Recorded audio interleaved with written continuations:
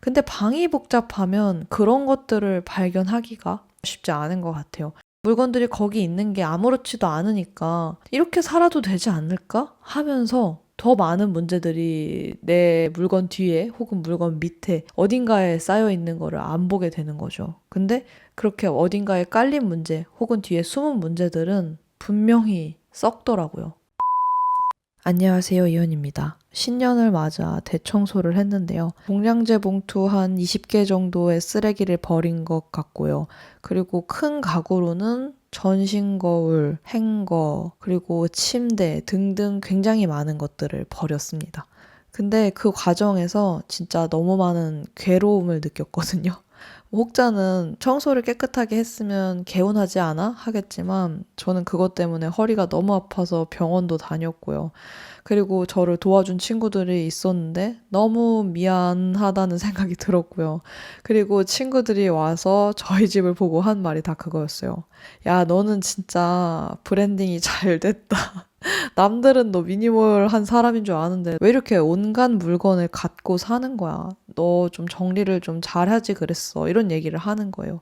근데 그 얘기들이 너무너무 아팠지만 다 맞는 말이어서 제가 그거를 들으면서 반성을 진짜 많이 했거든요. 그렇게 뭔가 사람이 한 번쯤 호되게 당해봐야 큰 깨달음을 얻는 것 같아요. 저는 주변에 운동을 안 하는 사람이 있다면, 아, 그 사람이 아직 많이 아파 본 적이 없구나라는 생각을 하거든요. 진짜로 30대 때 다들 운동을 하는 이유가 한 번쯤 이제 크게 아파 볼 일이 생겨서 그렇게 되더라고요. 그런 것처럼 저도 제 삶에서 좀 굉장히 큰 충격이었던 것 같아요. 내가 이런 많은 물건들을 해결하지 않고 끌어안고 살았다는 게. 그래서 제가 그 물건들을 버리고 정리하면서 느낀 점들을 좀 얘기를 드리려고 해요. 첫 번째는 미니멀과 맥시멀은 중요하지 않다라는 건데요. 그럼 무엇이 중요하냐? 저는 그 미니멀과 맥시멀이 만나는 지점이 중요하다고 생각이 들어요. 향수를 좋아하는 사람이 한 가지 향수로 만족을 할 수가 없거든요. 그 사람에게는 다양한 향수를 가지고 그런 것들을 뿌리고 매일매일 기분에 맞춰서 그런 걸 하는 게 굉장히 큰 기쁨이 될 수가 있겠죠. 그래서 그런 사람의 최소값은 5개, 10개일 수도 있는 거예요. 근데 우리가 또 생각해 봐야 되는 거는 최대값이에요. 그렇다고 그 사람이 100가지의 향수가 있으면 그거를 매일 쓸 수 있을까요? 그 안에서 분명 그렇게 마음에 들지 않는 것이 있을 수 있거든요. 아니, 있을 수밖에 없거든요. 그러다 보니까 내가 그 물건을 잘 누릴 수 있는 최대 한도라는 게 정해져 있는 거죠. 신발을 좋아하는 사람을 예시로 들어도 우리가 신발을 신고 나가는 날이 매일 있다고 해도 신발이 100켤레 있으면 그거를 다 신어보진 못하잖아요. 그래서 내가 잘 누릴 수 있는 선에서의 최대가 나의 맥시멀이라는 생각이 들거든요. 그리고 내가 그것보다 적으면 조금 삶의 질이 떨어진다. 혹은 아쉽다 하는 지점이 미니멀이라는 생각이 들어요. 그래서 그 지점을 맞추는 게 중요하지 미니멀리스트냐 맥시멀리스트냐 이거는 좀 중요하지 않은 것 같아요. 왜냐하면 미니멀리스트다라는 말은 극단적인 그 미니멀에 취해서 물건을 내가 필요한 것보다 부족하게 무리하게 줄일 수도 있고요. 그러면 또 삶의 질이 떨어지겠죠. 그리고 나는 그냥 맥시멀이야 하면서 물건이 늘어나는 것을 방치한다면 내가 케어하지 못하는 물건들이 생기면서 또 그 물건들이 자리를 빼앗고 나를 또 혼란스럽게 하겠죠. 그래서 저는 건강한 그 둘이 만나는 지점이 중요하다라는 생각이 들었고요. 두 번째로는요. 문제를 외면하면 문제가 더 커진다라는 점이었어요. 제가 쓰레기를 버리면서 느낀 게 오래된 쓰레기를 버릴 때마다 이거를 몇 년 동안 안고 있었구나. 결국 입지 않을 옷이었는데, 결국 먹지 않을 음식이었는데, 결국 쓰지 않을 물건이었는데, 그런 생각이 들거든요. 왜냐하면 그게 제때 내보내면 그 물건이 멀쩡하잖아요. 그때는 그걸 잘 쓸 수 있는 친구에게 줄 수도 있고요. 아니면은 중고거래로 팔 수도 있고요. 혹은 그 물건이 음식이라면 아직 곰팡이가 피지 않았을 때 버릴 수 있어요. 근데 진짜 혼자서 살아보신 분들 너무 공감할 텐데 곰팡이 핀 음식을 버리는 일이 정말 괴롭거든요. 그래서 그거를 안 하게 돼요. 근데 그거를 안 하면 그런 게 여러 개 쌓이고 진짜 나중엔 더 힘들더라고요. 제가 집 정리하면서 냉장고 정리도 했는데 결국 그렇게 먹지 않을 음식이 정말 많이 나왔어요. 그래서 내가 먹을 음식들로만 딱 꾸려 놓으니까 오히려 장을 봐야겠다는 생각이 안 들더라고요. 이렇게 지금 당장 먹어야 되는 음식도 이만큼 있구나라는 생각이 들었어요. 그리고 제가 책이 진짜 너무 많거든요. 이 자리를 빌어 이야기를 하자면 출판사 분들은 저에게 이제 책을 그만 보내주셔도 될 것 같아요. 그동안 출판사에서 보내주신 책이 너무 많아서 책장이 항상 터질 것 같았는데 책도 1년, 2년, 3년 이렇게 버티다가 나중에 중고 서점에 팔면 그때는 가격도 떨어져 있거든요. 그래서 어쩔 수 없이 받았어. 그러면은 차라리 빨리 팔아야 신간이라서 돈이라도 더 많이 받아요. 근데 진짜 그렇더라고요. 제가 당장 해결하지 못할 거고 내가 이거를 한 달, 두 달, 혹은 1년 뒤에도 내가 이걸 안 꺼낼 것 같다. 이건 조금 냉정하게 판단을 해야 돼요. 이 삶의 추이로 봤을 때 내가 그런 거를 냅두면 하는 사람이었던가?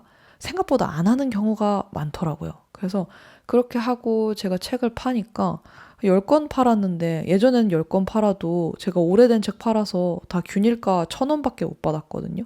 그러니까 10,000원 정도 받는 거죠. 근데 그냥 이번에 새로 들어온 것도 다 내가 안 볼 거니까 팔자 하니까 한 5만 원? 이렇게 들어오는 거예요.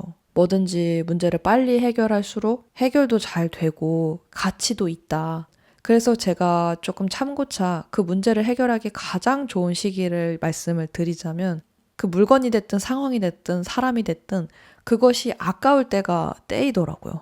되게 아이러니하죠. 그것이 아까울 때가 가장 가치를 지니고 있을 때여서 그때 내가 책임져 줄 수 없다면 나보다 더 잘 감당해 줄 사람에게 보내주는 게 좋은 것 같아요. 그리고 세 번째, 문제는 지금 아니면 미래 아니면 죽을 때 해결해야 한다. 결국 이것밖에 없거든요. 이거는 제가 곤도마리에의 책을 읽으면서 알게 된 건데요. 설레지 않으면 버려라 라는 말 되게 유명하잖아요. 그 일본의 정리 천재께서 하신 얘기인데 저는 사실 아니 무슨 뭐 물건에 어떻게 일일이 다 설레냐? 무슨 말이야? 이러면서 그 저자를 그리고 그 문장을 되게 가볍게 여겼는데 그 사람의 책을 읽으면서 아, 이 사람은 나의 또 다른 뮤즈다. 나의 또 다른 스승님이다 하면서 인상 깊었던 문장인데요. 문제라는 게 결국은 해결해야 할 때가 온다는 거예요. 제가 두 번째로 얘기했던 것처럼 외면하면 더 커지는데요. 언젠가는 그 문제를 끝내야 할 때가 온다는 거죠. 근데 그게 시기가 지금 아니면 미래 아니면 죽을 때라는데 이왕이면 지금 해결하라 라는 얘기를 해요. 왜냐하면 문제가 더 커지기 때문이 아니라 그 문제를 해결하지 않으면 내가 죽을 때까지 그 문제를 안고 살아야 하기 때문이에요. 문제를 안고 산다는 건 굉장히 무거운 일이죠. 제가 그래서 살면서도 아, 나 왜 이렇게 바쁘고 힘들지? 그리고 삶이 마음에 안 들지? 하면은 문제를 해결하지 않고 안고 있는 경우가 많더라고요. 그래서 좀 가볍게 살고 싶다는 생각을 요즘 정말 많이 해요. 근데 그렇다면 지금 있는 문제를 발견하고 이왕이면 빠르게 해결을 해야 한다라는 거, 그거를 또 깨달았고요. 그리고 네 번째로는 복잡한 방은 삶을 복잡하게 만든다라는 거예요. 우리가 삶에서 별다른 문제를 느끼지 않음에도 불만을 품을 때가 있거든요. 그건 문제가 없어서가 아니라 문제를 발견하지 못해서라는 생각이 들어요. 저는 그랬거든요. 근데 정리를 하면서 제가 그동안 안고 있던 문제들을 정말 많이 발견을 했어요. 물건을 두루두루 살핀다는 건 그냥 가볍게 방을 정리한다의 의미가 아니라 내가 해왔던 선택, 그리고 내 인생 전반을 돌아보는 거거든요. 근데 그렇게 하면서 좋았던 선택도 보이고 좋지 않았던 선택도 보이는 거예요. 그것들을 하면서 제 방이 더 깨끗해지면서 그리고 눈앞에 걸리는 게 없으면서 마음이 더 선명해지고 또렷해지고 아, 이런 것들은 나에게 정말로 필요 없는 거였구나. 그리고 아, 이런 게 나에게 정말 중요한 거였구나. 그런 생각이 들면 사실 문제를 발견하는 것과 해결하는 거는 전보다 훨씬 쉬워지거든요. 근데 방이 복잡하면 그런 것들을 발견하기가 그리고 생각하기가 쉽지 않은 것 같아요. 그리고 그냥 물건들이 거기 있는 게 아무렇지도 않으니까 이렇게 살아도 되지 않을까 하면서 더 많은 문제들이 내 물건 뒤에 혹은 물건 밑에 어딘가에 쌓여 있는 거를 안 보게 되는 거죠. 근데 그렇게 어딘가에 깔린 문제 혹은 뒤에 숨은 문제들은 분명히 썩더라고요. 그리고 나중엔 처리하기 더 힘든 형태로 오더라고요. 그래서 저는 삶이라는 게 이왕 어려우니까 어려운 거는 저는 항상 조금 쉽게 보려고 하거든요. 쉽게 봐야지 그게 진짜 쉬워지더라고요. 근데 쉽게 보려면 내가 조금 명료한 상태여야 되는데 그러려면 내 마음의 풍경이 저는 방의 풍경이라고 생각을 해서 나의 마음의 풍경부터 차근차근 정리를 하는 것이 중요한 것 같아요. 그리고 그러려면 방을 정리하는 거고요. 마지막으로 제가 느낀 5번째 깨달음은요. 버리는 일을 반복하면 남는 것들의 가치를 알게 된다인데요. 이 이야기는 제가 아까부터 조금씩 했는데 제가 정말 물건을 정리하면서 깨달은 건 소중한 것도 너무나 많다라는 거였어요. 제가 정돈된 라이프 스타일에 대해서 굉장히 잘 소개하는 티아라는 유튜버님 채널을 봤거든요. 근데 그분이 그러는 거예요. 물건을 버릴 때의 기준을 이렇게 정했대요. 내가 이 물건이 없으면 이 물건을 또 살까? 굉장히 심플한 기준인데 바로 판단이 되더라고요. 이를테면 제가 지금 사용하고 있는 마이크 없어지면 저는 또 살 것 같아요. 이 마이크 저에게 너무 중요하거든요. 그리고 핸드폰 이것도 없으면 살 것 같아요. 근데 없어도 사지 않을 물건들이 있었는데 이를테면은 룸스프레이가 그랬어요. 저는 룸스프레이를 참 좋아하거든요. 근데 그게 없어도 상관이 없는 거예요. 내가 그거를 안 쓰는 날이 더 많으니까. 뭐 그런 물건도 있고 장식품 같은 것도 있어요. 이게 정말 여기에 있어서 너무 찰떡인 장식품이 있는데 그냥 어디다 놔야 할지 모르겠는 처치곤란인 장식품도 있어요. 그런 건 내가 없으면 아쉽긴 한데 또 사고 싶진 않을 것 같은 거예요. 근데 또 사고 싶다라는 물건 안에서 진짜 내가 그 물건의 쓸모를 잘 느끼고 있고 잘 사용하고 있구나 하는 것들이 판별이 되더라고요. 그리고 제가 거기서 발견한 오래가는 물건의 특징이 있는데요. 처음부터 잘 만들었고 그렇기 때문에 튼튼하고 자기 기능을 다 하는 물건, 그리고 내가 그 물건을 애용할 때 정말로 그 물건 오래 가더라고요. 근데 반대로 잘 만들었고 튼튼하고 기능도 멀쩡한데 내가 그 기능을 쓰지 않는다면 그 물건은 가치가 있는 물건이 아니더라고요. 예를 들면 저에게 최고급 악기는 필요가 없는 거예요. 잘 만들었고 튼튼하고 기능이 좋아도 제가 그거를 쓸 줄을 모르고 쓸 생각이 당장은 없으니까요. 그래서 진짜 완벽한 물건이라는 것도 없죠. 그 물건을 완벽하게 만드는 거는 나고 그건 너무나 상대적인 거다. 그래서 내가 어떤 가치를 필요로 하지? 이거는 물건을 정리하고 그리고 무언가를 남기면서 굉장히 많이 깨닫게 되더라고요. 그리고 그게 거듭되면 선택 기준이 생기는 것 같아요.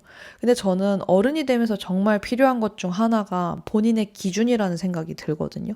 기준이 명확하면 문제를 만났을 때 그거를 해결해야 하는 우선순위가 보이고 지켜야 할 것, 포기할 것, 그런 것들을 파악을 할 수가 있어요.